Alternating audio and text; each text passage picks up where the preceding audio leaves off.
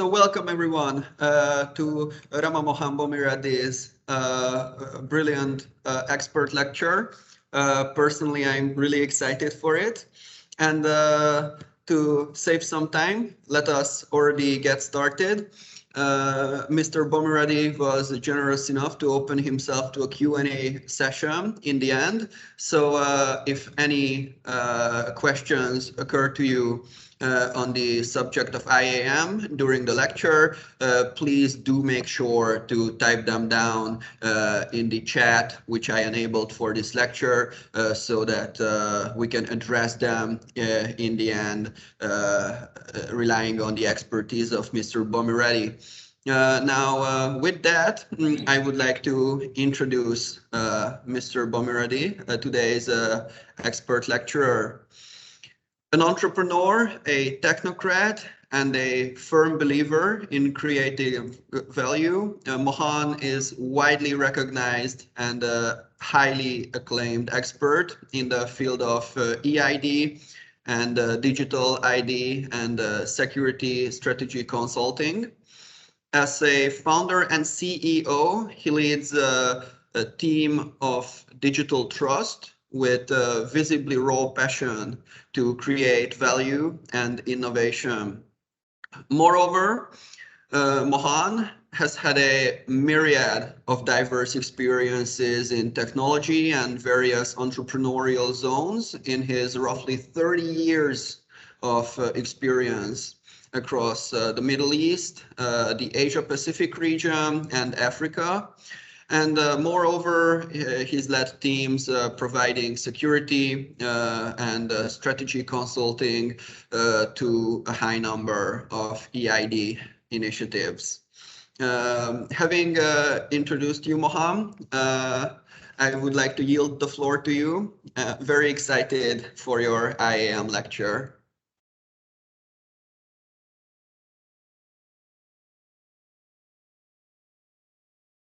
Yeah, sorry. Thank you very much for your kind introduction. I hope I live up to the words that you have used, introduction that you have given.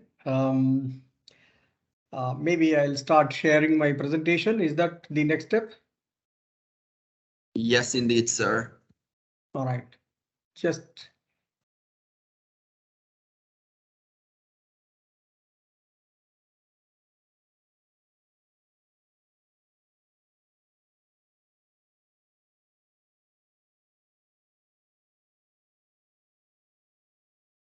is my presentation visible? Yes. It's going to appear in a moment.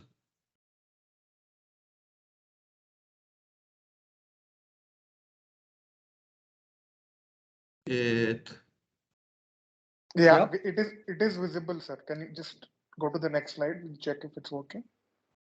Can you go front and come back? Yeah, it's working, sir. Right. Yes, it's visible, sir. Okay, cool. Great.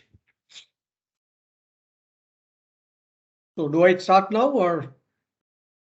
Yes, sir. Very good to go. So I hope my video is visible, but I'm not able to see my video, so I guess it is not an issue. We can see you, sir. I spotlighted you, so for the students, you appear right next to the PPT. Okay, great. So then I'll start. Okay. Good afternoon and good evening, team. And it's a pleasure to be talking to all of you. I don't know whether it is a coincidence or not. We are starting this presentation during the lunar eclipse time. By the end of the presentation, I hope I'll be able to bring a bit of a light to everyone on some identity and access management aspects. When I was told about identity and access management as a session that I needed to handle, I thought of many titles. And I then felt that the title of modern day identity and access management and the role of digital ID and digital vault wallet is the appropriate title for this talk or this session, because the identity and access management has been going through generations of transformations based on the transformations that are happening in the digital world. So therefore, I would like to touch base on what is the identity and what's the access management. And in the context of digital transformations that are becoming inevitable and irrevocable, is the current shape of IAM initiatives enough to create trust in the digital world? And then finally, if there is a transformation that is inevitable, what it could be. And finally, few words on the summary. I mean, this is how I thought I will handle the session. And without wasting much of time, I will just straight away go into the presentation. The first thing that I just wanted to the highlight is that there is the identity crisis that the world is facing. And why so? When the digital transformations are rapidly growing, identifying everyone on this planet Earth is a very, very important aspect and imperative. But the current scenario is that more than a billion people on the Mother Earth, they do not have any means of identifying themselves. I mean, this is a shocking fact. Then how those people have to be taken into the mainstream and make sure that they are identified and deliver the social justice in terms of government services, benefits, and all that. Therefore, I mean, many countries and many funding agencies are looking at bringing all these people who do not have the ID into the mainstream by creating identities to all these people. And at the same time, there are about 161 countries having these ID systems using the digital technologies, reinforcing the need for robust privacy and data protection safeguards. So the identity doesn't remain just the way of identifying people. It's getting extended to the privacy and the data protection aspects as well. So the world is going through this particular phenomena. And coupled with that, there are a world of identity types. Now you look at identities. There's something called foundational ID, which is generally issued by the governments to every single individual or a citizen. People call it national ID, people call it EID, and all the people in a given country are enrolled into something called a population register, and there is an ID issued to the individuals. Identity is all about individual. Organization comes later. First, people have to be identified, and then comes the people playing different roles like employee, people, citizen, or a person as an employee, person as a employer, person as a patient, person as a criminal. See, the core fundamental identity or a foundational identity is an important thing. Then comes another type of ID, which is a functional ID, which is like you have voter ID, you have tax ID, you have passport, you have driving license. They're all functional IDs. And then there are these national identification related aspects. One is the electronic identity verification. Many countries are issuing the national identity with a biometric enrollment as well, so that people can be identified in a manner that cannot be denied by the people. Technologies like digital certificates come into the play for the purpose of authenticating and enabling the access to the services in the digital world. Thereby, the the concept of digital ID is coming into the picture when the digital economies are being driven crazily by many countries.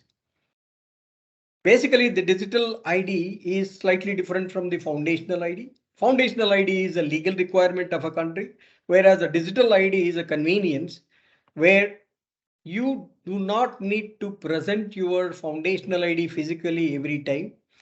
And the digital ID can be leveraged to avail services anywhere, anytime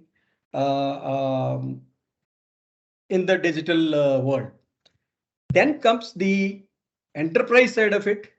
You have enterprise IDs like employee ID, customer login ID, service login ID, and the most famous social IDs. Your Google ID, your Face ID, your LinkedIn ID, your Twitter ID. So people are bombarded with all these identity types, and then we unfortunately are confronted with managing all these identities. It's a big problem for the citizens or people.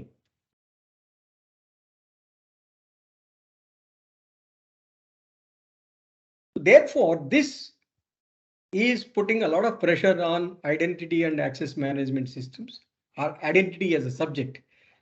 The reasons: digital transformations are irrevocable and inevitable, which is leading to a perimeterless enterprises, because the enterprise is no more within the four walls. The boundaries, physical boundaries are erased. Physical boundaries across the countries and regions themselves are erased. So obviously the enterprise boundaries and physical boundaries are erased, which is leading to a perimeterless enterprise. When it is a perimeterless enterprise, how do you make sure that identity proofing and identity verification is properly done and implemented? That is increasing a demand on IAM to cater to the extended enterprise requirements. Right? Extended enterprise is their customers and the enterprises customers and the partners. So therefore, if you look at let's say a bank, look at a bank, healthcare provider, or many service providers, each one of them give me as a citizen their own credentials, ID, for me to access their services. So while each enterprise is actually consolidating the IAM and identity and access management to cater to both the within the enterprise and to the extended enterprise, yet the citizens are confronted with to deal with multiple such enterprises, thereby leading to a scenario where the multiple IDs and multiple passwords are inevitable. And so how do we look at this complication to be handled? Hence the reliance on foundational ID as a means of establishing ID verification and identity verification. Now here, the ID verification is a process to establish that you possess, or a citizen possess, a valid identity document, be it national ID, be it passport, or any ID document. So how do we verify the genuinity of the ID document itself?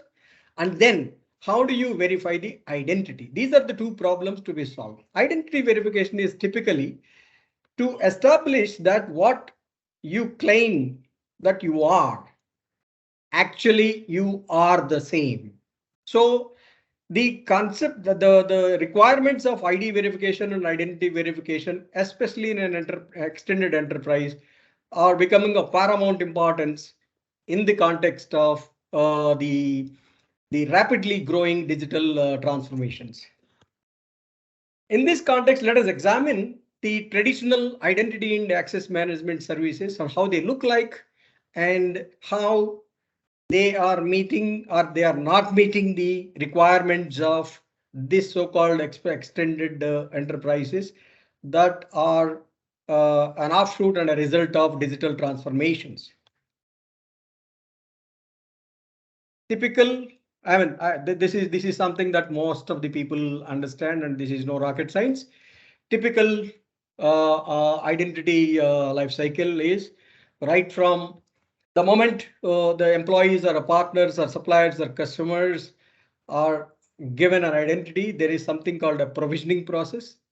There is an approval of the identity of the individuals, and they perform the access, they update the changes, they probably delegate, and end of it, they may deprovision once either the service period is over, or let's say, for example, an employee leaves an organization, there is something called a deprovisioning.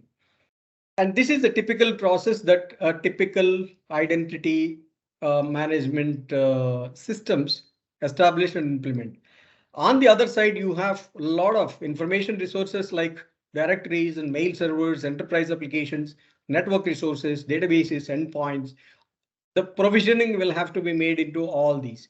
And when there is a deprovisioning, one shot the deprovisioning has to happen from all the resources, right? So this is a typical thing handled by the traditional IAM. This is how it looks like, and there is a lifecycle management, there is a service management, there is a user group role management, the typical identity and access management components. The primary trusted feed is your HRMS databases, and your target stores are your user stores like directories and your access managers. And there is a typical integration framework that enables the integration from these systems into the identity and access management, so that the provisioning, the entire identity and access lifecycle management can be taken care of. As part of this, one of the key aspects is to make sure that the compliance and security requirements are taken care. Therefore, this is the typical governance model where you define workflows and rule engines, policies, and there are policy enforcers at the endpoints, and the entire life cycle is handled by these components, right? This is the typical access side effect. We have looked at the identity side of it, and then now the access is typically there are policy managers. For example, access policy could be it could be starting with the least privilege access, or it could be access based on the role, access based on the context, access based on various aspects. Those policies have to be enforced, and the concept of authorization is once the user can access a particular enterprise resource, what he or she is authorized to access and what are the services that are authorized for this particular user. I mean, that is defined by various elements of, let's say, assurance levels, identity proofing and assurance levels, and the organizational policies. There is an integration between the policy managers and the authorization frameworks. To solve the problem of multiple user ID and password, the concept of SSO comes in. SSO is a phenomena where once the user is authenticated, then as long as all the applications or all the other services are covered under the SSO framework, there is no need for the users to resubmit the credentials for each and every application. However, the weak authentication mechanism coupled with SSO is something like a key to the kingdom. Therefore, the concept of multi-factor authentication comes into the play, which means that it enforces 2 out of multiple authentication factors. Like everyone knows about it, and it's something like what you have, what you are, what you know. A combination is 2 of the 3 factors is expected to be a good authentication mechanism. Also, in the modern scenarios, there is something called an out-of-the-band authentication, which allows the authentication process not to follow the same channel as the application that is running on let's say, a laptop through a browser.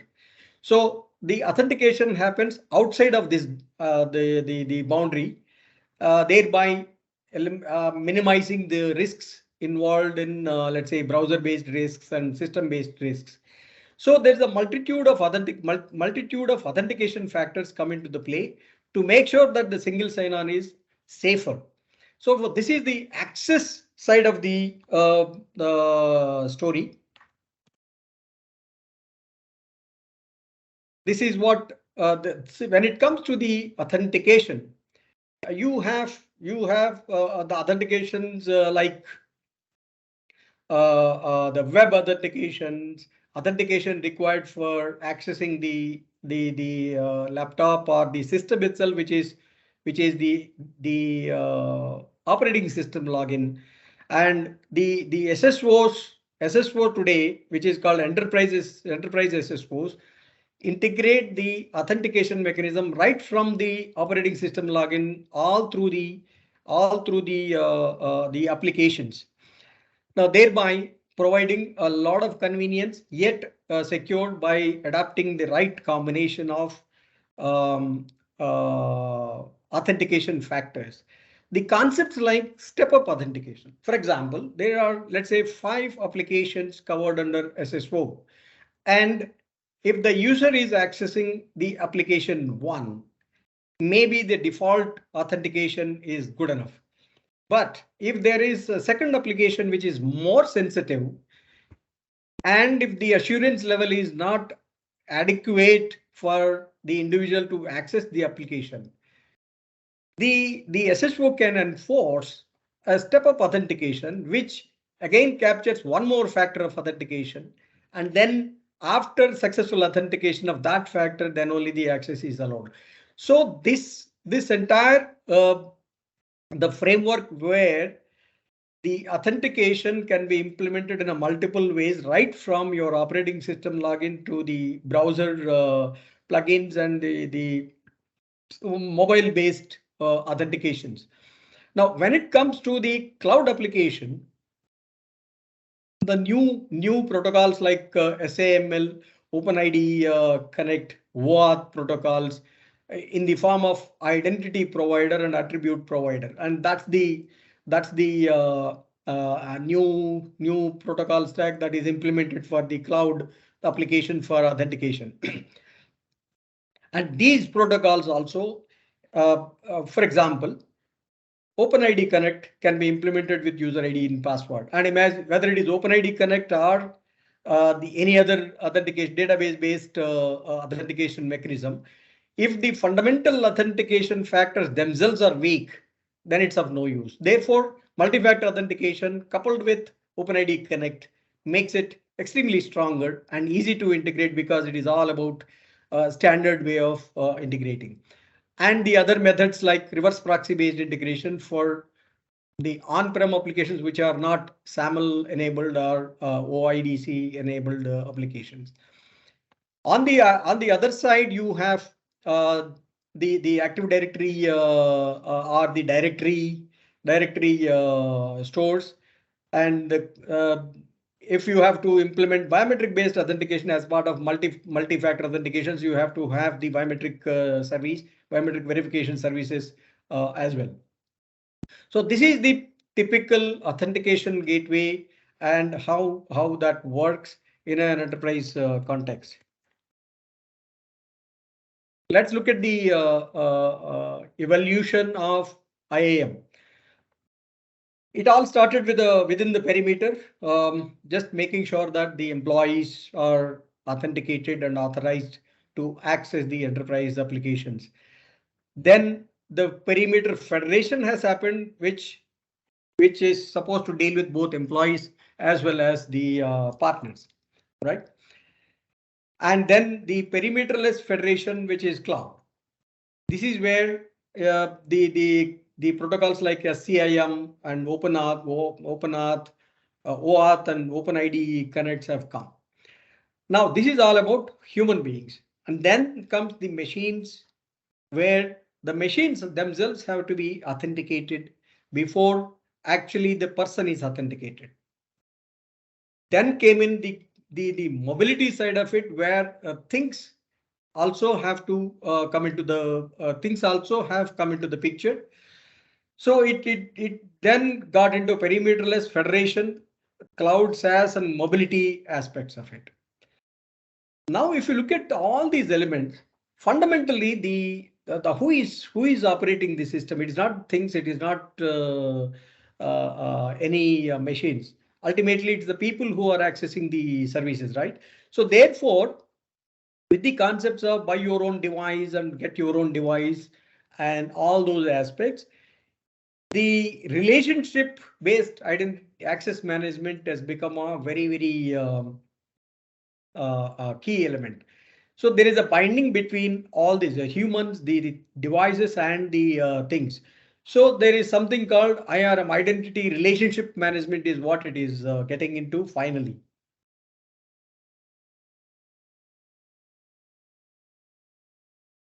So therefore, the evolved modern IAM, which is borderless and perimeterless, it looks something like this. And you have on one side the enterprise application, enterprise identity and access management platform, and which integrates various applications and handles all the employees of identity lifecycle and access lifecycle of the employees. On the other side, you have these cloud applications that are being used by the same enterprises, but yet you will have to have a converged identity and access management strategies. So there comes the cloud IAMs, which have become a lot more critical. So therefore, today's identity and access management is a blend of enterprise IAM coupled with the cloud IAM, which make sure that there is a uniform way of enabling the access and managing the identity and authentication and authorization processes seamlessly across all the stakeholders, across all the applications, be it cloud applications, be it enterprise applications within the perimeter. So this is the modern IAM that is prevalent today. And added to this, there are things that needed to be taken care of. So how do we identify the things as well? So it's a convergence of both the cloud applications and the enterprise applications, employees, partners, customers, and things together. And the way it is achieved is the blend of the enterprise IAM as well as what they call it as a CIA, right? And implementing all standard protocols like a CIM, and it's basically cross domain identity management as CIM, and OAuth protocols and cloud directories, enterprise directories. There is a convergence of everything that is required to be implemented to take care of the identity and access management requirements of an extended enterprise. However, and this is a very interesting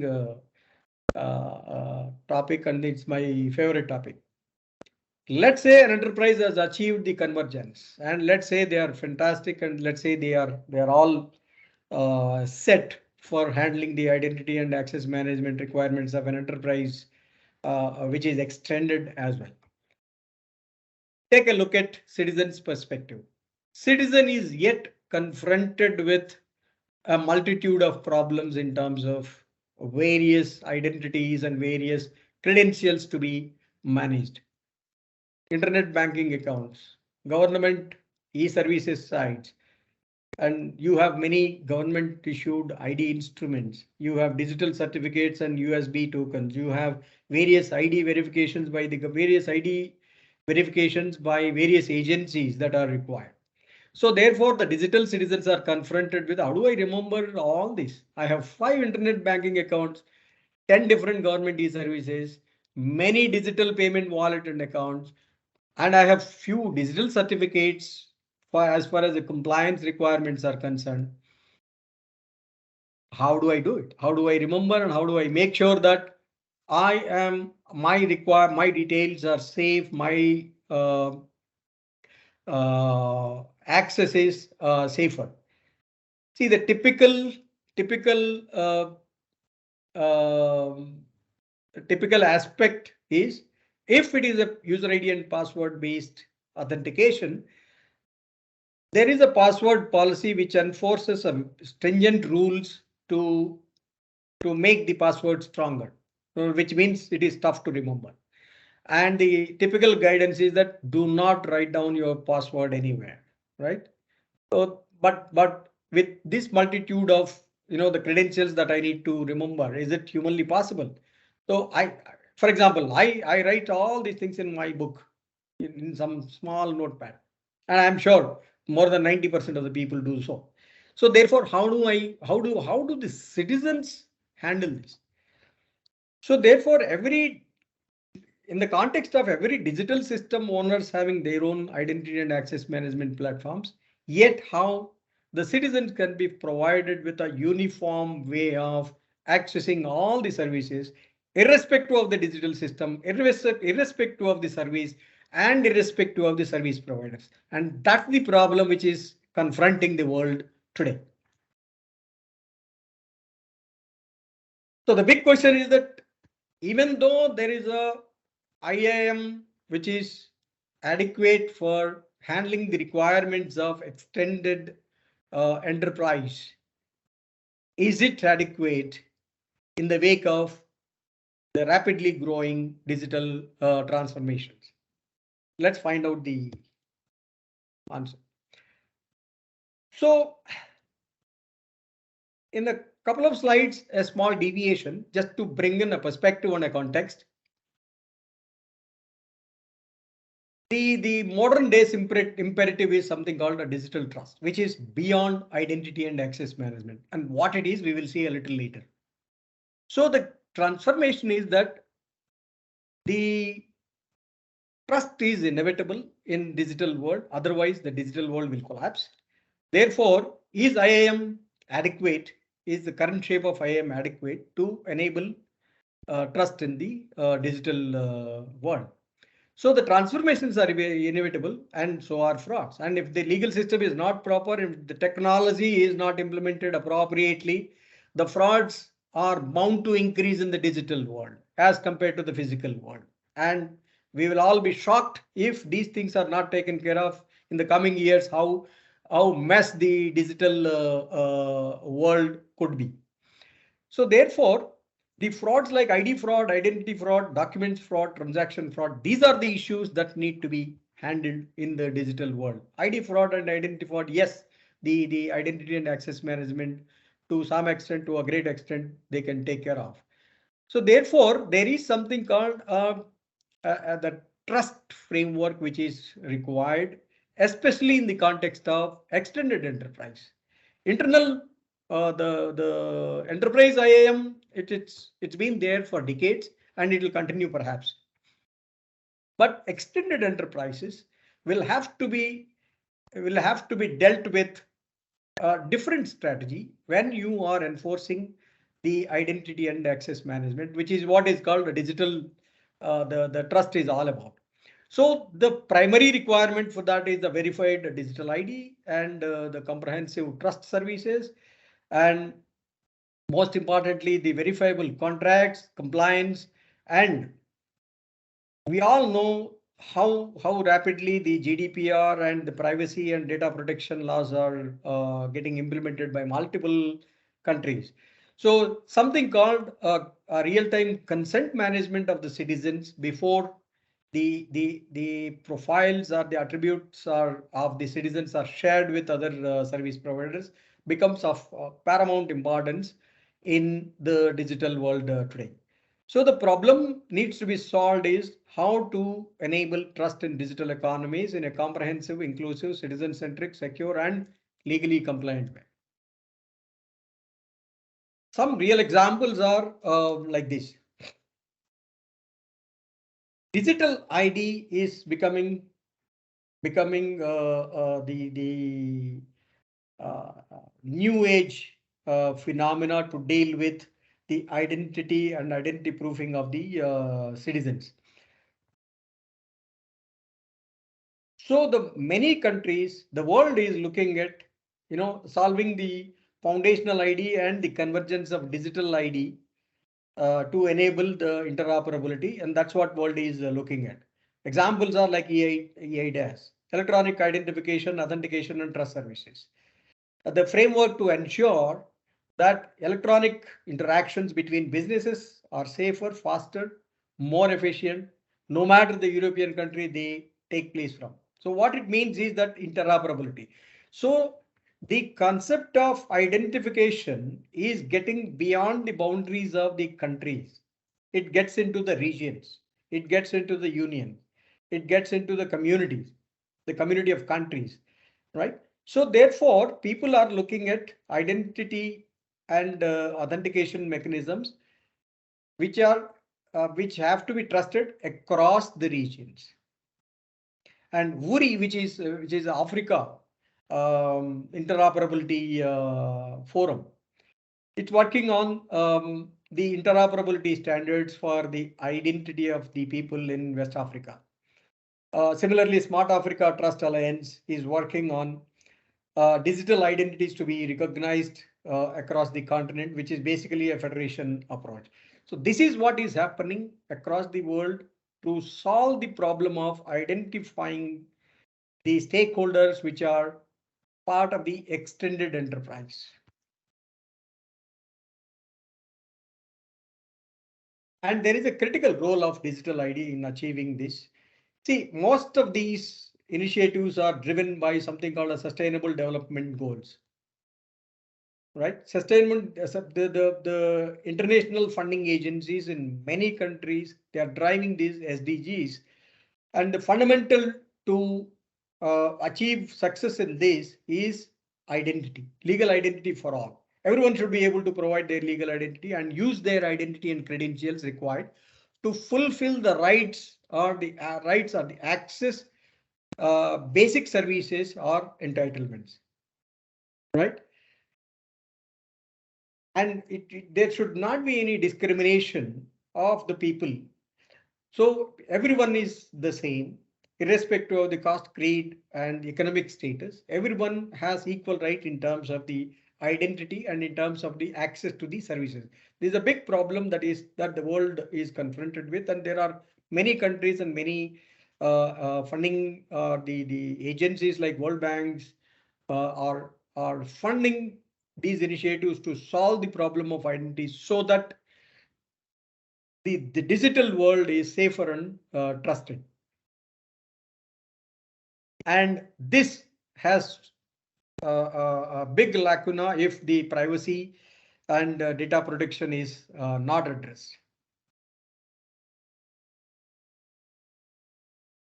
Hence, so there is it is now boiling down to digital trust, which is a modern days imperative. So your typical cybersecurity and risk management and all that is a fundamental requirements to enable trust. Your security and compliance is a mandatory requirement, and your privacy is a strategic. The social responsibility and ethical and social responsibility is a strategic thing. And the final stage, which is a trust, it's an actualization state. It's something like Maslow's need law. So the trust outcomes are you have trust enabled commerce.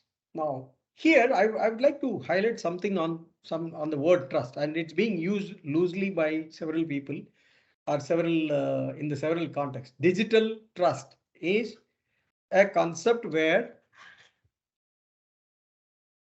it not only establishes the security and authentic way of accessing the services, but it also has a legal coverage, which means that there is a legal framework that recognizes the trust or the transactions that are happening in the digital world. That is what is called trust. Unless there is a legal coverage to what is happening in the digital world, again the digital world will become a mess. One of the key, some of the key grounding guardrails is a cohesive effort governance, strategy, principles, policies, privacies, culture, all these put together, they are the factors which will drive this concept of digital trust. Now, you will understand why I am saying digital trust as an introduction. Now, digital ID is the cornerstone of the success of enabling digital trust. Right? So what is the digital ID? And why, first of all, why digital trust? Building trust creates a new wealth. What do you mean by new wealth? If the trust framework is effective, the services which otherwise would have been not really possible to be digitalized, they are feasible, they become feasible and possible, thereby enabling the efficiency and cost saving and profitability. Hence, it creates a new wealth, right? And sustaining trust creates recurring wealth. Now, if you sustain this trust, it creates a recurring wealth, and the wealth created repeats. And achieving trust superior to your competition. Competition could be an enterprise. For an enterprise, competition is another enterprise. For a country, the competition is another country. So it achieves a market dominance if you have a trust superior to your competition. And that leverages the digital ID. And so what is digital ID? It's a unique identifier of a person. Typically the national ID or the basic ID number. And if some of you are from India, it's like Aadhaar number, the national ID number. And there is identity profile, including your biometric profile. And there is a pair of digital certificates. These are, the keys, the security keys that are required for establishing the legal identity in the digital systems. This combination is wrapped up and protected as a digital ID, and the delivery mechanisms can be multiple factors, and most happening form factor today is a mobile. So this entire digital ID is now mobile digital ID, which opens up plethora of possibilities of inventing newer services, which we're going to see a little later. Right? So that digital ID integration with the enterprise and the digital world achieves trust in the digital world. What it means is that trust in ID and identity verification, trust in authentication and authorization, trust in the issuance and verification of documents. Now, what do you mean by issuance of the document? And there are a lot of documents issued by the government which are leveraged by the enterprises. For example, a company's incorporation certificate is verified by a bank when processing a business loan. So how sure is the bank that this certificate is not a fraudulent certificate? So the issuance and the verification of that document has to be foolproof in the digital world. Right? And same thing applies to transactions and communications. Now, hence, this is what is the trust platform which is evolving, where if you look at the right hand side of it, you have your IDM and customer IAM, which leverages the strengths of the entire digital ID platforms to make sure that citizens do not need to maintain multiple credentials and multiple user IDs and passwords and authentication factors for various service providers, various services. And this is the trend which is really evolving. And coupled with that, it's a multiple form factors like your mobile, your kiosk based accesses. And that's what these are the channels which are enabling a seamless integration of the digital services, leveraging the digital ID, and make sure that there is a trust derived from this platform by the enterprises and activate the usage of the services by the citizens. And this is the modern IAM. This is the modern framework that is evolving, and many countries, and I can show you a few examples. Many countries are going for this by centralizing the trust service, which is an authentication service. And it's like a Google authenticator. You trust the Google authenticator. Similarly, in a given country, you trust the country provided authenticator service, and based on the assurance level, you enable the access to the citizens of your services. So typically your authentication process is delegated to the government provided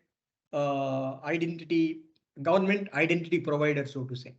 So the e-service providers or e-banking or CIAM application, they delegate the process of authenticating the individuals to the national IDP, so that the people, irrespective of what they are accessing, they just use one digital ID based authentication mechanism through the national ID identity provider, and that enables seamless access to the digital services to the citizens, and that's the utmost convenience yet secured, because the digital ID is created after legally establishing the proof of ID, proof of identity, and most importantly, this is endorsed by the government, and enterprises can leverage and trust this.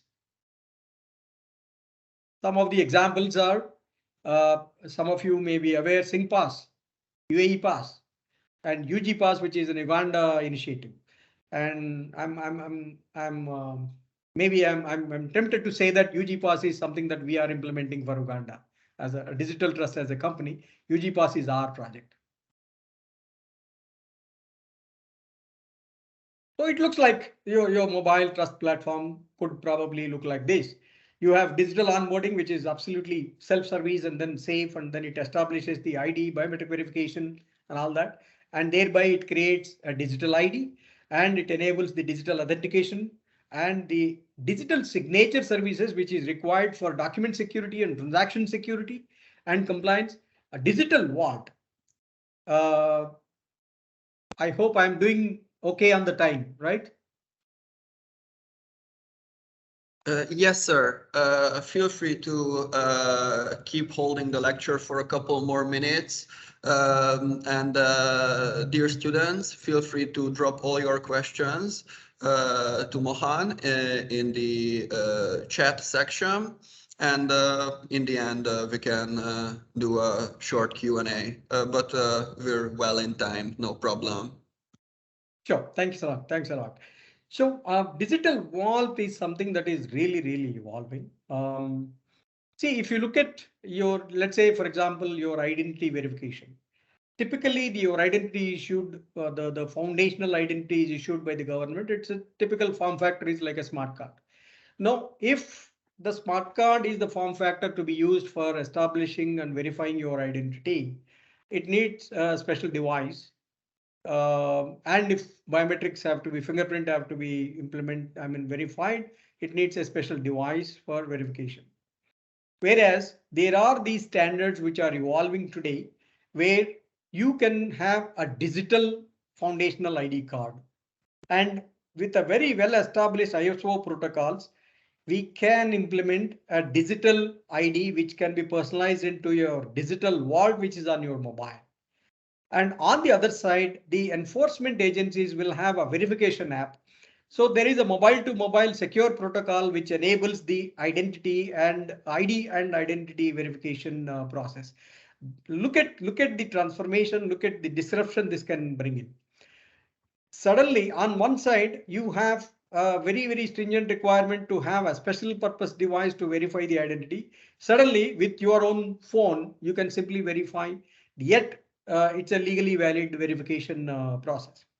So this kind of platform gives 4 C's to the digital citizens: convenience, confidence, control, and compliance. When I say control, I can be owner of my privacy settings, and I can decide what are the attributes that I can share. For example, when my driving license being verified, and if somebody wants my date of birth, I may deny. That is in my control and that is in my hand. So I am in control of my own settings. And then the compliance, it is compliant with the Privacy and Digital Signature Acts. This is a typical vault.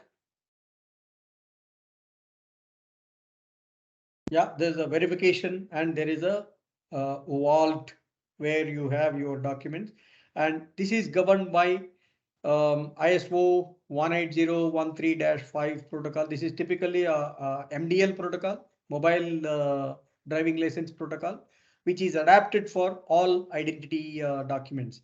It can provide both offline as well as online verifications. Offline is through Bluetooth low energy, BLE protocols and NFC protocols. And online is through, the OpenID Connect is the typical protocol that is used by this verification system. Just to mention that there is a comprehensive requirement, there's a requirement of a comprehensive consent platform, because every single service or every single verification requires a consent from the citizen, and irrespective of the service, or rather wherever the service the requires the citizen's consent in line with the privacy law. So in the digital world, in the DigitalTrust platform, a common service called consent management is a key requirement to make sure that it is in line with the privacy laws. These are some of the key design principles. So such platforms cannot store any citizen's data. It needs to act like something like X-Roads of Estonia. So it negotiates with the data providers. It negotiates with various service providers and provide the required details after taking the real-time consent from the citizens. So these are some key requirements of the design. I also mentioned something like a digital ID interoperability. Imagine a scenario where East Africa is implementing an interoperability, which means that the Republic of Rwanda, the citizen of Rwanda may want to use health services in, let's say, Kenya. Can he or she use digital ID issued by Rwandan government, for example? Let's say Tanzanian citizen and Ugandan citizen.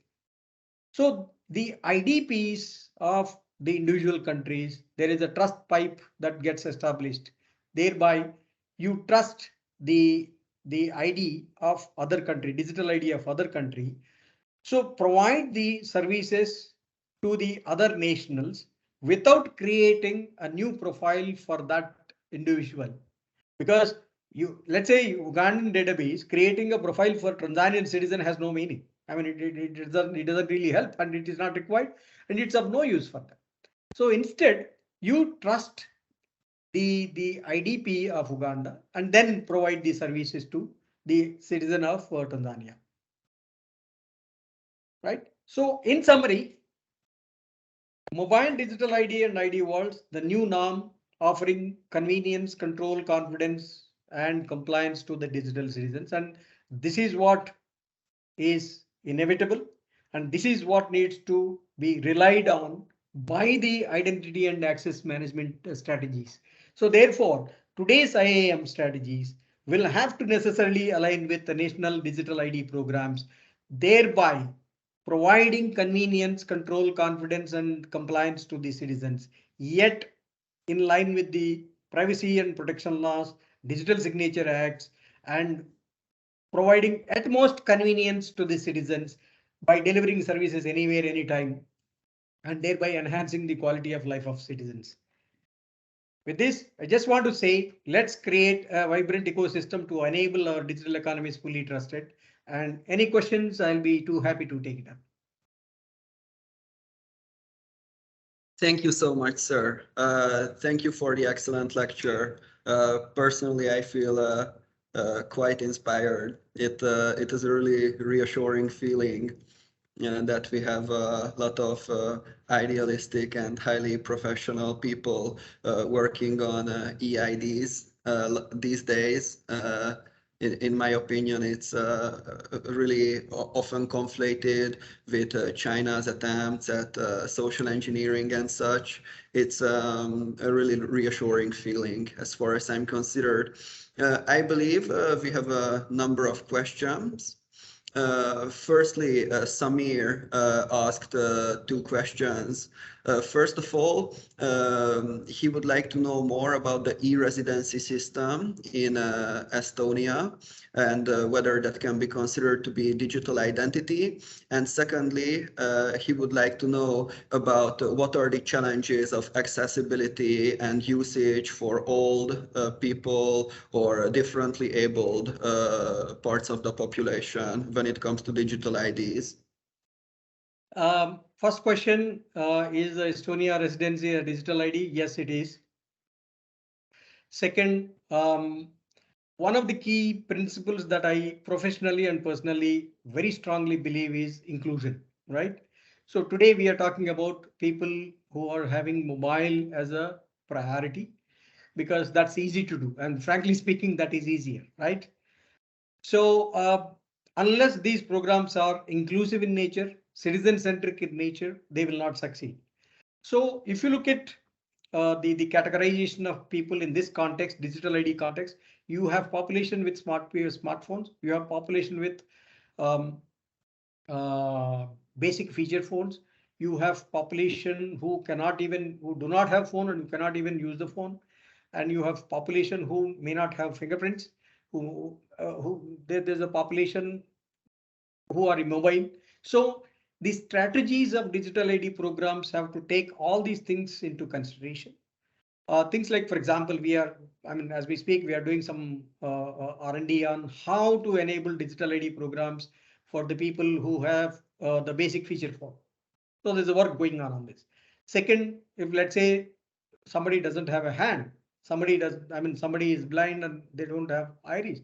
So the requirement is a multi-biometric service to do the identity proofing.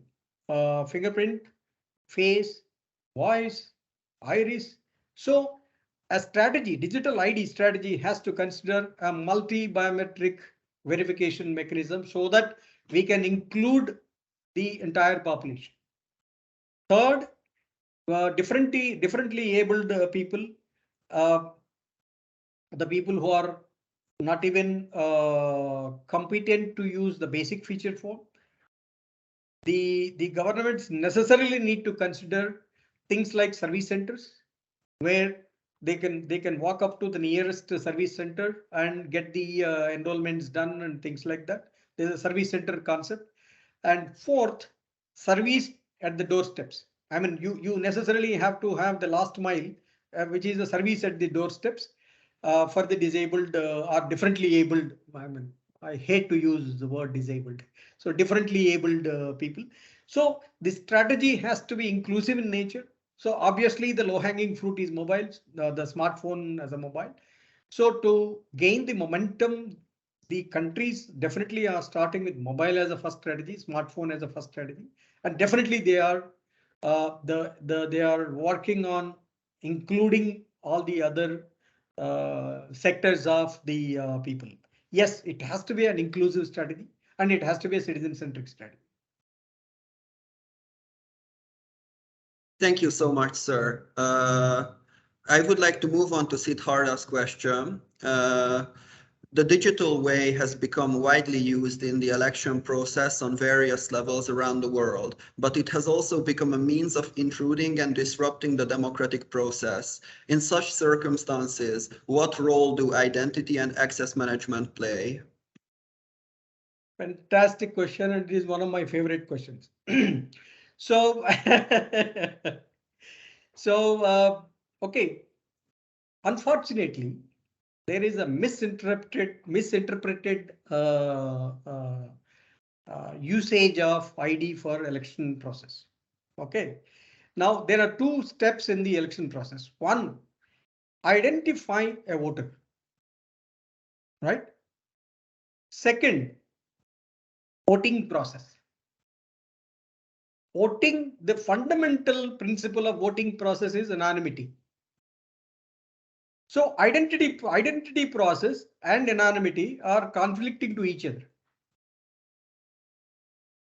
Once I am able to identify a person and then allow him to vote or her to vote, that means I know every person, I know whom they are voting for, which is against the fundamental principles of voting. As long as we limit the ID for identity proofing in the election process, it's fine. But if the identity proofing process is extended as it is for allowing the voting process.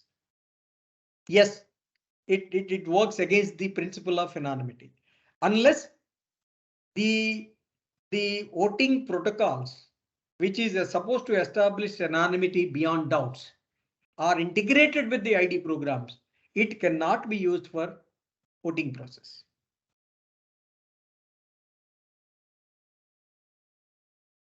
Thank you so much, sir. We have Shankar, Padmashri, and Varma all thanking you for the lecture and saying that great thoughts put in a very simple manner. I would like to join them in these praises. And finally, we have one final question from Varma.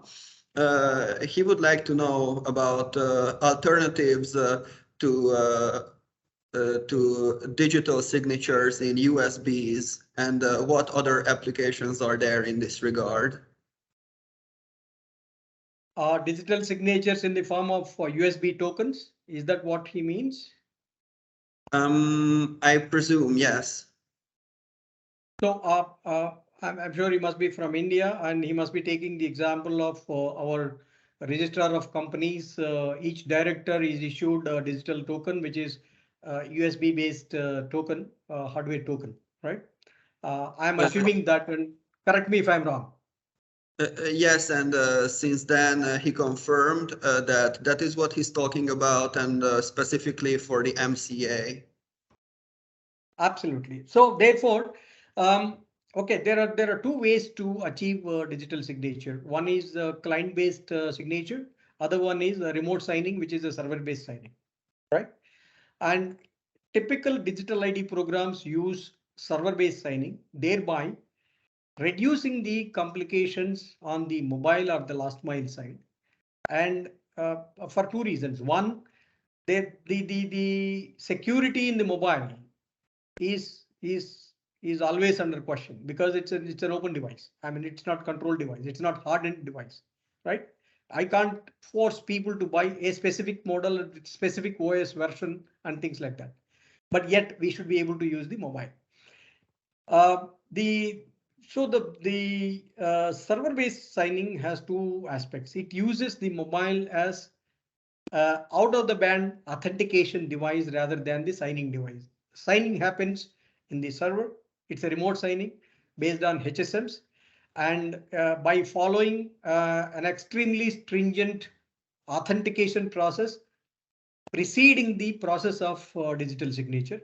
So the alternative to USB based digital signature is a remote signing, where we use mobile digital ID or a DigitalTrust platform as a last mile a token rather than a signing device. The actual signing happens in the server using highly secured HSMs. Thank you so much, sir. I believe we ran out of time for the Q&A session. May I instruct the students to send their further questions to the email address displayed on the screen? Yeah, sure, go ahead. Okay, then Mohan allowed us to ask him further questions on his email address. You may find it on the bottom right corner of the screen.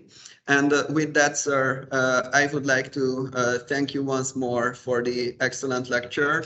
I feel like all of us learned a great deal today. And we really hope to see you on next year's cybersecurity school as well. Thank you very much, and great pleasure, and thanks for the opportunity.